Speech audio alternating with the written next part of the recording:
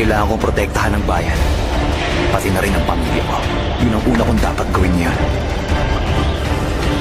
Kahit anong mangyari, hindi ko siya hahayaang magtagumpay.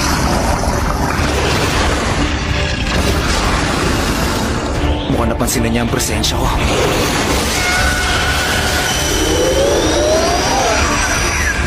Hindi ko pwede sa lugar na to!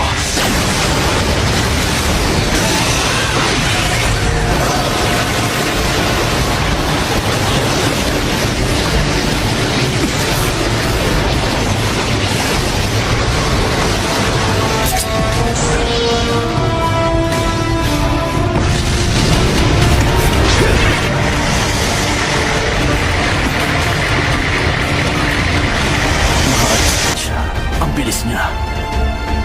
Sa susunod, mas bibilis ako na ang kilos ko. Para hindi na siya makatakas sa akin. Hindi umubra ang atake ko. Pero, muntik na siyang magtagumpay. Muntik niya na ako makuha. Masyadong delikado ang mga bagay na tumatakbo sa utak niya. Kaya kailangan ko na siyang harapin ngayon. Dahil mas mapanganib pa siya sa QB. Kung magte-teleport ako sa bayan, susunod siya at mas lalong magiging magulong sitwasyon. Ngayong napalaya ko na ang QB. Wala na kayong mataas ang para mabuhay.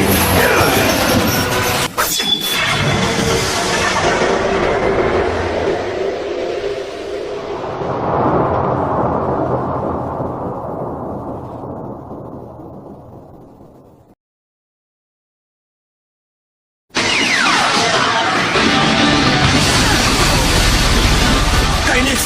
Kasing bilis niya ang kulay na ginamit niya! Yun ang Hiraishin Level 2! Nahuli mo ako ron. Yun ba ang ibig sabihin na mahirap hulihin? Sana pala mas naging maingay ako. Hiraishin technique. Yun pala yun. Nilagyan niya ng marka ang katawan ko. Kiyagupuin! Intensyon niya paghiwalayan kami ng QB.